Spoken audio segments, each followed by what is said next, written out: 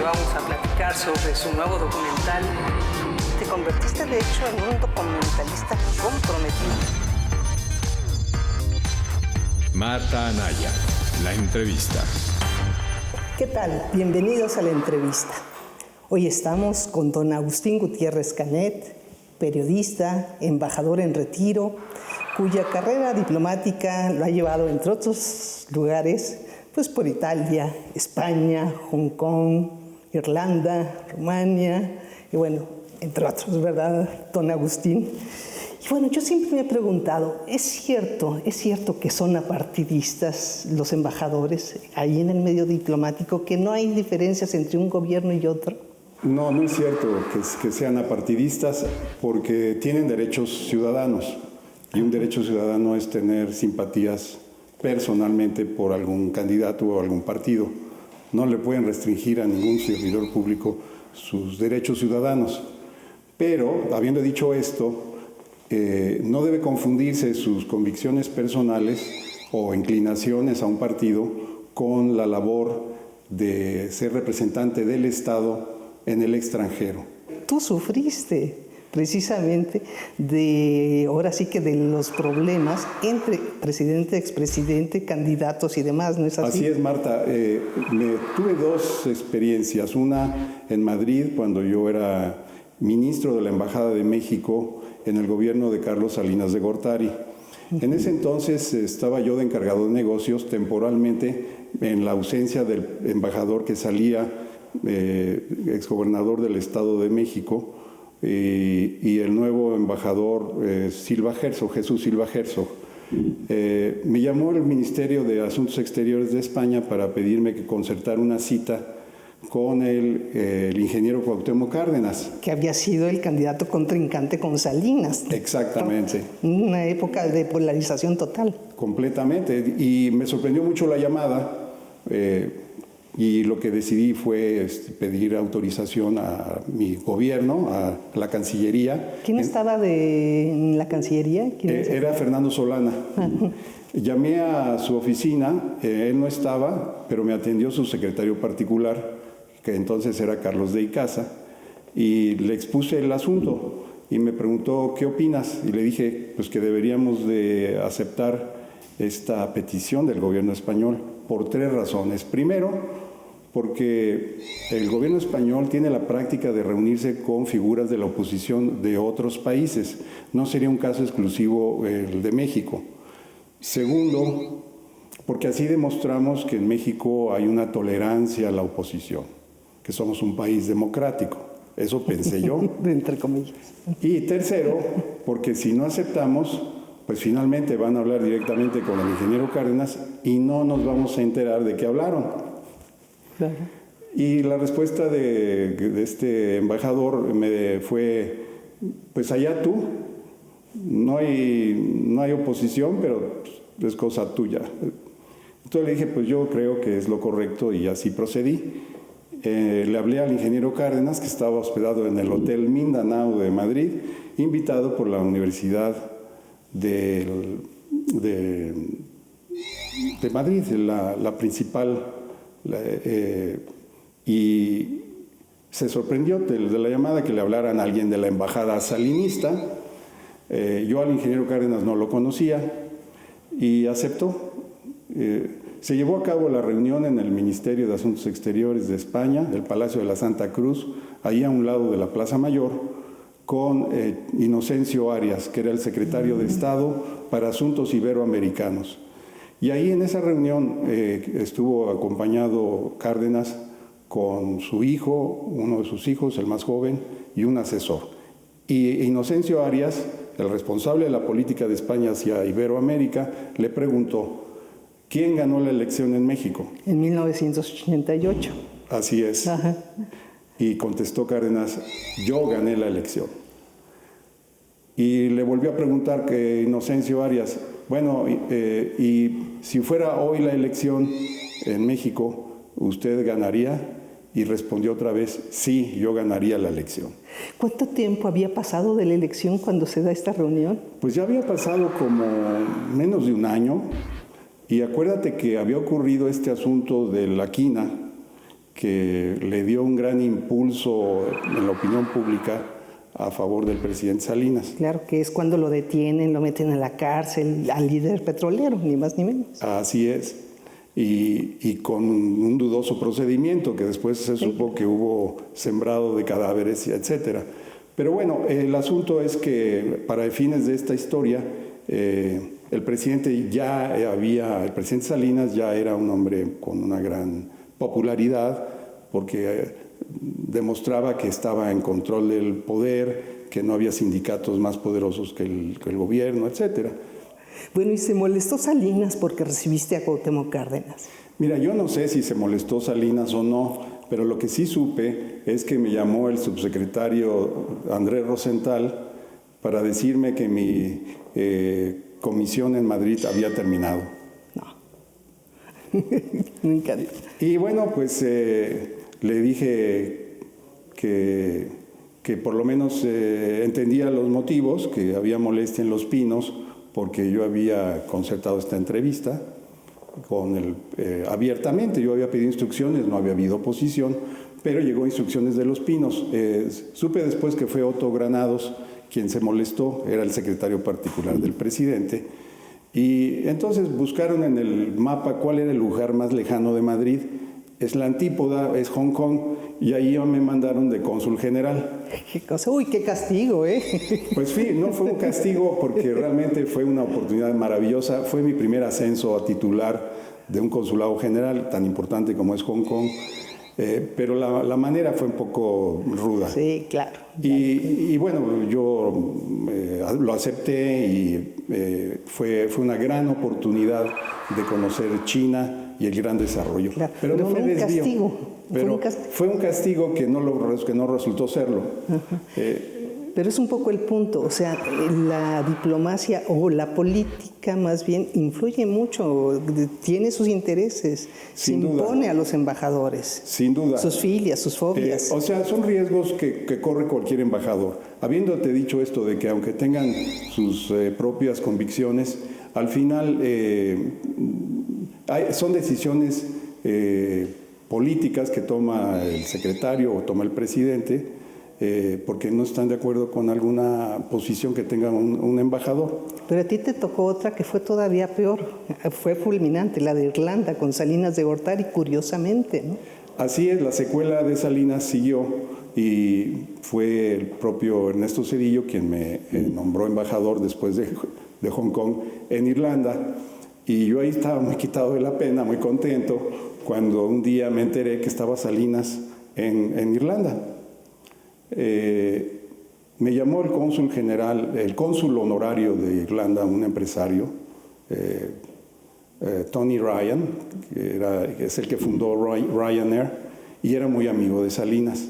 Y Tony Ryan me dijo que estaba Salinas en Irlanda y estaba hospedado en su casa. ¿Qué es cuando después de la famosa huelga de hambre o antes? O fue después de. Después de la huelga de hambre. Pero en ese contexto, todo el mundo en México se preguntaba dónde en el mundo se encuentra Salinas. Era un misterio. Y Salinas llegó de Cuba en un vuelo particular donde había nacido su hija con esta señora Gerard, Ana Paula Gerard. Así es. Y llegaron pues ya recién nacida, con meses, a Irlanda. Y entonces me llama el propio Salinas para pedirme que por favor le gestionara un poder notarial en favor de su hijo Emiliano. Y le dije, claro que sí, señor presidente, con mucho gusto. Seguí la figura de presidente, aclaro, porque aunque no él era el presidente... Y era expresidente. Ya era expresidente, pero por esa tradición de respeto a un expresidente, aunque yo no tenía simpatías por Salinas, le di todo el servicio como profesional y le ofrecí todas las facilidades para hacer esta gestión. Como notarios que somos también en el exterior, en esa función actué y le expedí el acta a Salinas y el poder notarial, quiero decir, y me dijo, embajador, quiero invitarlo a comer, me dará mucho gusto. Para esto había habido un paréntesis, y aquí entra Jorge Castañeda Goodman, que había estado unos días antes en Irlanda, donde se armó un escándalo porque Castañeda divulgó que se había entrevistado con Salinas en Irlanda, y a mí me habían atribuido la reunión, cosa que es absolutamente falso. Con Jorge Castañeda me unía una antigua amistad que ahora ya no existe, debido a que su padre fue mi jefe, don Jorge Castañeda y Álvarez de la Rosa, don Jorge el bueno, sí. No Jorge el malo. En la época de don Jorge Castañeda y Álvarez de la Rosa fue una época de oro de la diplomacia mexicana, y yo le serví como vocero de la Secretaría, al final, antes como subdirector y hasta incluso como jefe de departamento.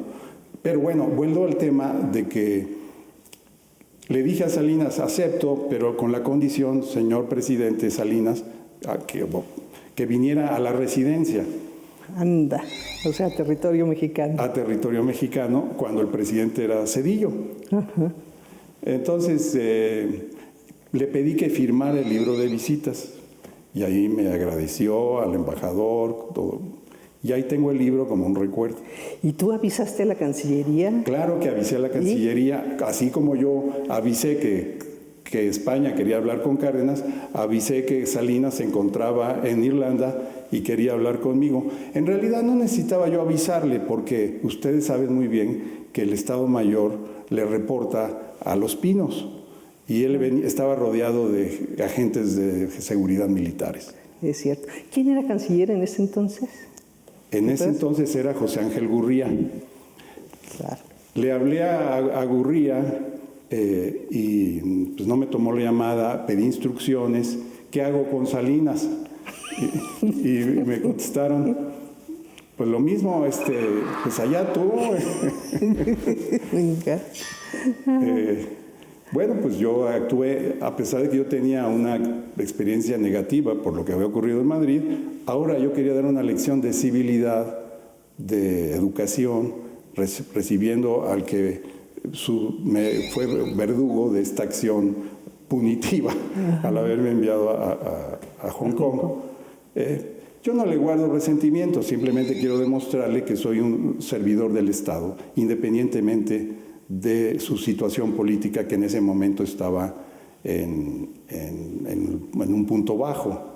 Uh-huh. Y él me dijo que estaba muy apenado por lo que había pasado con el caso de Castañeda, porque ya para entonces a mí ya me estaban corriendo de Irlanda. Sí, o sea, te cesaron fulminante, ¿no?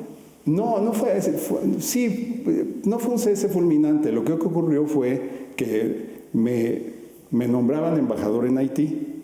No, bueno, que ese sí es castigo. Ese sí es castigo. Y Gurría me llamó, me dice, el embajador ya no goza de la confianza del secretario. Así hablando en tercera persona. Y le dije, ¿por qué?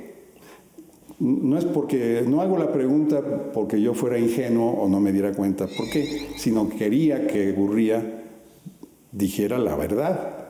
Y entonces es una paradoja que Gurría, que es el salinista más puro y ahora canciller de Zedillo, trate de castigar a alguien que recibe a Salinas, su adorado jefe, uh-huh, con el cual él auguró, el propio Gurría, no hay que olvidarlo, que el salinato iba a durar 4 sexenios. Sí, 30 años fácil. 30 años. Uh-huh.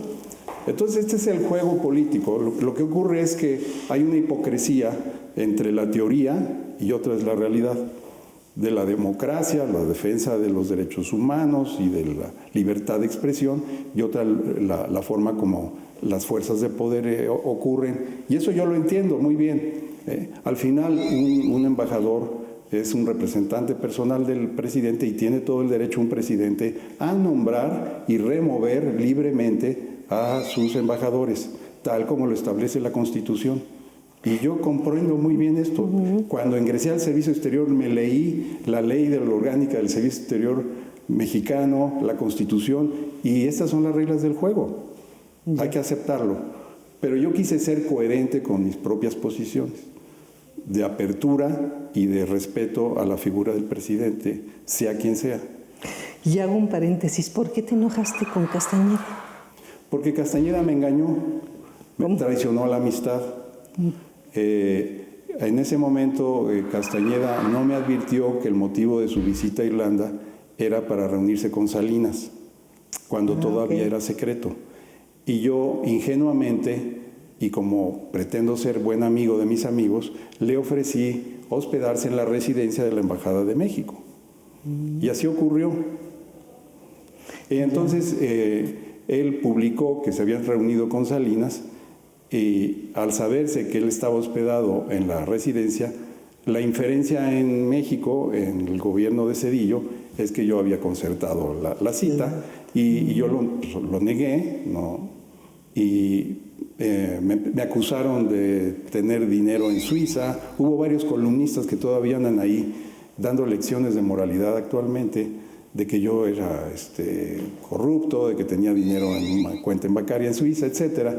Pero hubo también amigos que me defendieron, como Miguel Ángel Granados Chapa, Francisco Cárdenas Cruz, Rogelio Naranjo, Carlos Ferreira, muchos amigos que conocieran lo que pasó realmente. ¿Y qué sientes hacia Gurría, por ejemplo? Pues yo le tengo un gran desprecio porque me parece que no es un hombre coherente. Él, que fue producto del sistema, hoy pretende seguir usufructuando de su posición como funcionario internacional mexicano al pretender ser candidato al BID en el actual gobierno de Andrés Manuel López Obrador. Se necesita mucho cinismo para suponer que el presidente López Obrador, a quien ha llamado a Gurría como el ángel de la dependencia, pretenda ser presidente del BID con el apoyo del gobierno de México. Y si no tiene el apoyo del gobierno de México, no podrá ser jamás. Y más allá de ello, su actitud de voracidad como funcionario es imperdonable.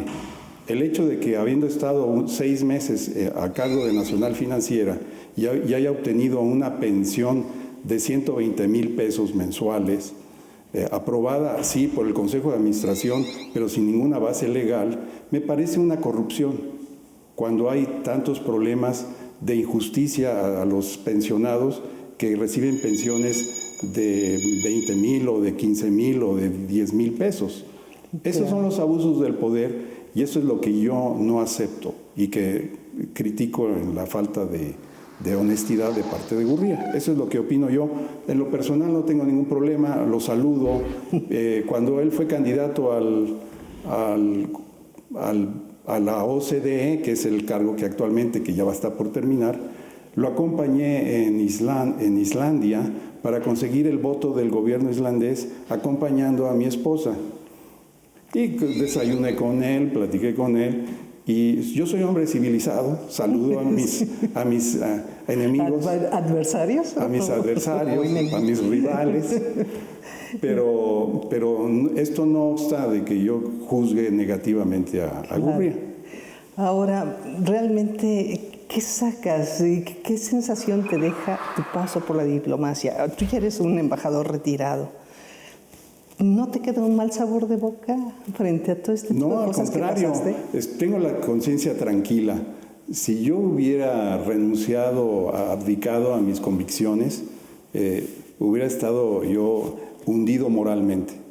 Estoy muy orgulloso de mi paso en el Servicio Exterior Mexicano, defendiendo mis convicciones hasta las consecuencias.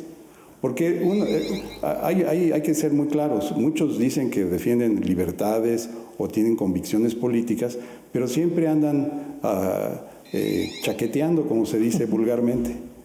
Y yo a esa gente no la respeto. Y si yo hiciera lo mismo, no me respetaría a mí mismo. Y porque he sido coherente, tengo hoy como embajador retirado la capacidad de expresar mis opiniones críticas sin tener miedo a que ningún otro me diga ¿de qué está hablando? Si hizo esto y se rebajó con aquello y se traicionó a sí mismo. De esa manera estoy muy contento. Pagué el precio, mi carrera fue lenta, Al principio iba rápido, después se estancó, pero estoy satisfecho, estoy muy satisfecho porque son mis convicciones y las defendí. Ahora, tú siempre fuiste un hombre de izquierda dentro de la diplomacia, o progresista, digamos, esencialmente. Sí, sí, es correcto. Y sin embargo, ahora que llegó un presidente progresista como Andrés Manuel López Obrador, tú quedas totalmente fuera de la jugada, o sea, separado. Sí. ¿Eso no te parece así como triste, lamentable? Sí, es lamentable, pero lo entiendo también. Son circunstancias. El presidente López Obrador habló conmigo al respecto y me dijo que por razones de presunto nepotismo... Sí, porque tú eres tío de su esposa, ¿no? Yo soy tío de Beatriz Gutiérrez Müller, hija de un hermano mayor.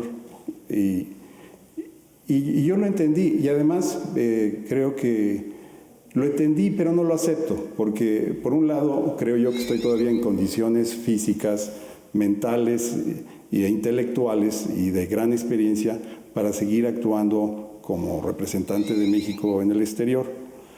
Pero también entiendo otra vez la lógica política del presidente, que no quiere contribuir a que Agustín Gutiérrez Canet sea motivo de críticas por esta relación familiar al nombrarlo embajador en no sé dónde. Y lo ha aceptado, así es la vida.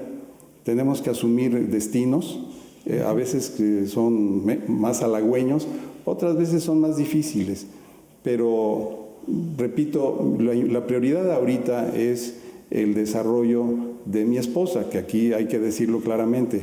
Marta Bárcena Coqui es embajadora de México en Estados Unidos y fue nombrada por el presidente Andrés Manuel López Obrador. Marta es una profesional de gran experiencia que goza de absoluto respeto en los círculos diplomáticos en México y en el exterior. Es una mujer de gran capacidad, inteligencia y sensibilidad. Y por lo tanto no iba yo a meterme a enrarecer este nombramiento por mi ego y dejé mejor que Marta recibiera esta distinción que el presidente le ha conferido y del cual estamos muy agradecidos. Don Agustín Gutiérrez Canet, sin embargo, tu posición no deja de ser muy complicada porque ahora tú además eres periodista. Cualquier cosa que escribes, salen bombardeos por todos lados y dicen, bueno, ¿por qué se está metiendo en esto, en aquello? Tienes lecturas múltiples. ¿Cómo juegas con ello? ¿Cómo lo resientes? Lo enfrento sin miedo y con convicción y con prudencia. Sé que tengo que caminar un estrecho sendero entre mi libertad de expresión, que me he ganado a todo pulso, porque yo no represento a ningún gobierno. ¿Por qué me quieren ahora no solo impedir que sea funcionario diplomático, sino que ahora me impidan expresar mis opiniones como periodista? Pero sé que soy esposo de una embajadora de México en Washington. Entonces, lo que yo hago es expresar opiniones personales que no representan la opinión del Gobierno de México, ni de la Secretaría de Relaciones Exteriores, ni de la Embajada de Estados Unidos, de México en Estados Unidos. Entonces, y soy una persona de izquierda y soy un hombre comprometido con mis ideas, y ningunos ataques que hay en México de algunos columnistas pagados por algunos funcionarios del gobierno me van a callar. Así que seguiré escribiendo con libertad, pero con prudencia. Tampoco soy un incendiario. Sé que yo tengo acceso a información privilegiada. No he escrito ningún artículo que diga que revele una información confidencial. Sé las reglas del juego como diplomático y más como esposo de una diplomática. Pero también yo puedo elaborar mis propio análisis y llegar a mis conclusiones independientemente de la posición del Gobierno de México, de la Secretaría de Relaciones o incluso de la Embajada de México en Washington. Porque si no estaría yo a mis lectores engañándolos y no les estaría diciendo lo que yo pienso. Eso sí lo entiendo. Pero allí en Washington, ¿tú te mueves políticamente de alguna manera o no? ¿Cuál es tu papel allá concretamente? No, mi función es ser el cónyuge de la esposa del embajador. No ando haciendo activismo político, no participo en think tanks o en ONGs, tengo un papel discreto, pero cuando se requiere mi presencia en mi calidad de cónyuge, lo he hecho. Por ejemplo, la acompañé en la presentación de cartas credenciales en la Casa Blanca con el presidente Trump, porque el protocolo establece que los embajadores que acreditan ante el presidente de Estados Unidos siempre van acompañados del cónyuge. Y esto yo lo sé, como conocemos cómo se manejan estas cosas, pues escribo de este tipo de cosas. Si en la Secretaría de Relaciones Exteriores no les gusta lo que escribo, pues lo siento mucho. Voy a seguir diciendo mi opinión libremente. Y si no le gusta al presidente Trump que yo lo critique, pues lo siento mucho. Yo voy a seguir criticando lo que hace mal a México el presidente Trump.